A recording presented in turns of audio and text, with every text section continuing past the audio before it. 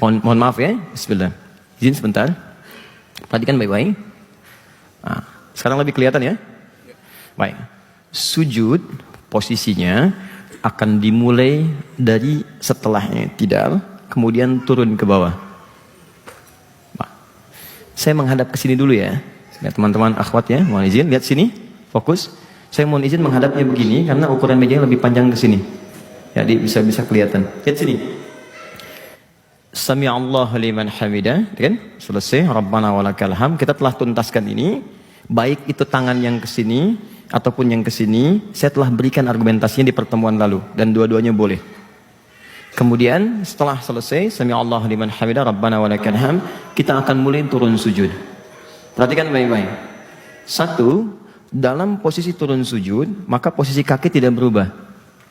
Lebarnya masih selebar dengan bahu di sini. Dia tidak terlampau kemudian lebar, tidak terlampau rapat. Dalam posisi akan turun. Dia tidak harus merapatkan begini dulu sujud, tidak harus melebarkan kemudian sujud. Cukup biasa selebar dengan bahu. Jelas sampai di sini? Baik, nanti saya terangkan maknanya. Kemudian yang kedua, tahan sini. Kita akan turun sekarang. Allahu Akbar, bisa diucapkan Allahu Akbar dulu baru turun. Bisa turun dulu saat sujud mendekat Allahu Akbar, atau bersamaan saat akan turun Allahu Akbar. Dalam turun ini, perhatikan, ada dua anggota tubuh yang bisa kita gunakan untuk turun terlebih dahulu ke tempat sujud. Pertama, mulai dengan lutut. Ya, saya praktekkan, kita turun. Lihat baik-baik. Allah. Ya, perhatikan lutut dulu. Jelas? Baru kemudian telapak tangan, Allahu Akbar. Saya ulang ya. Lutut terlebih dahulu. Ini. Turun, lutut. Baru kemudian telapak tangan. Baik. Saya menghadap ke sebelah sini, mohon izin. Begini. Lutut dulu. Tidak ada perbedaan laki-laki dengan perempuan, semua sama. Lutut dulu, gini. Baru kemudian telapak tangan. Baik, jelas sampai sini? Baik. Yang kedua, bisa gunakan telapak tangan dulu ini. Oke, saya ulang. Gunakan telapak tangan, akan turun misal. Allah, telapak tangan ini. Baru kemudian lutut. Allahu Akbar. Jelas? Saya ulang. Gunakan telapak tangan dulu, turun. Telapak tangan gini. Baru kemudian lututnya seperti ini. Jelas sampai sini? Oke. Sekarang Ustadz, kalau pakai lutut boleh, pakai telapak tangan boleh. Apa dalilnya? Untuk yang pakai lutut, hadisnya ada di Abu Daud.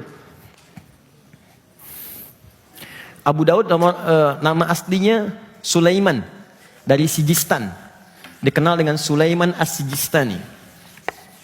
Maaf saya hapus ini, sudah ditulis dan saya hapus ya, nggak apa-apa, sana aja deh, tanggung.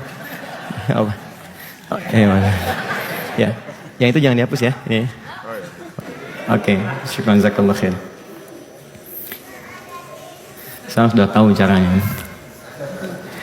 Satu, Abu Daud, hadis riwayat Abu Daud.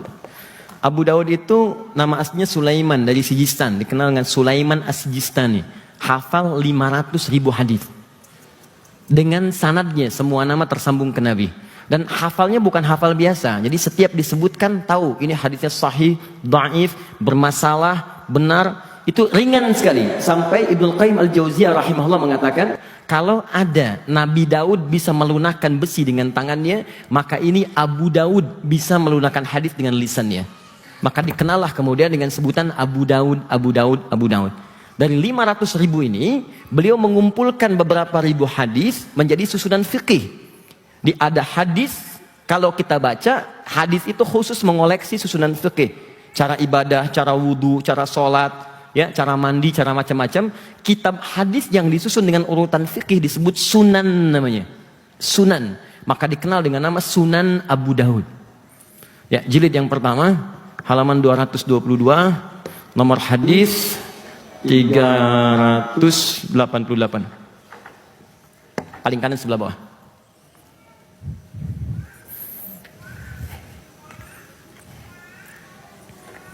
Yang meriwayatkannya namanya Wa'il bin Hujr bin Rabi'ah. Asal Wa'il dari Hadramaut,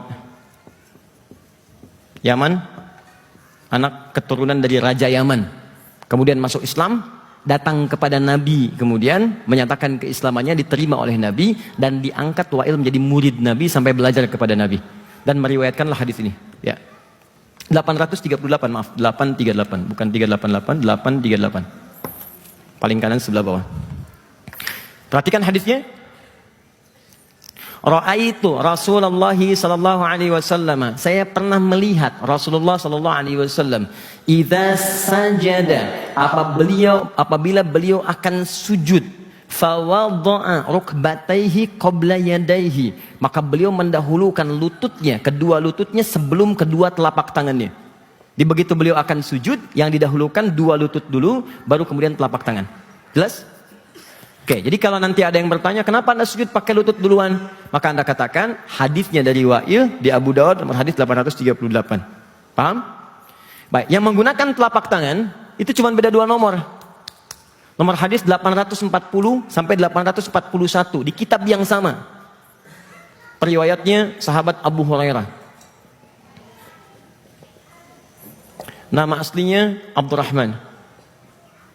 Sebelum masuk Islam, nama aslinya Abdul Syams.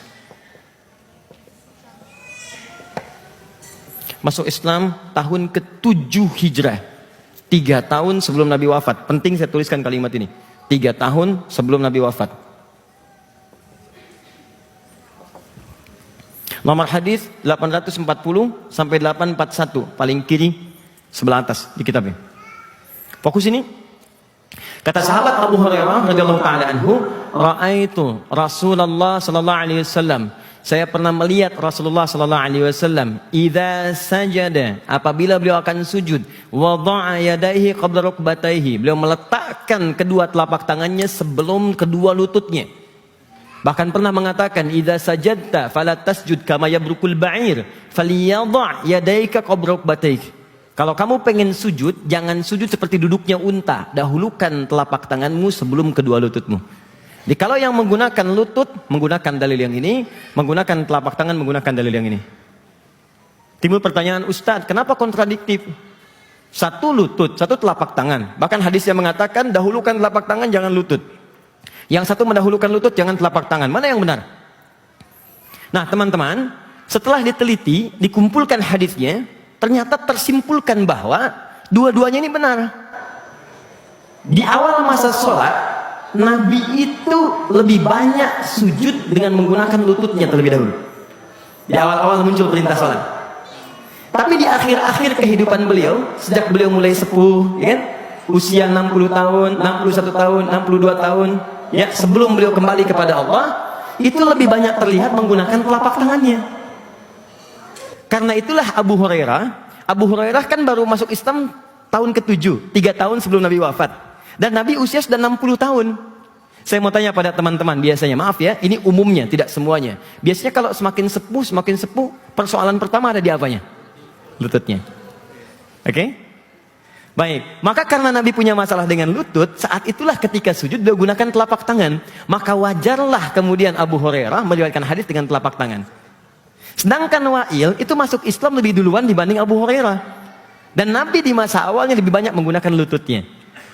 Akhirnya disimpulkan oleh ulama fikih, jangan lihat sepuh dan tidaknya. Toh barangkali ada yang muda pun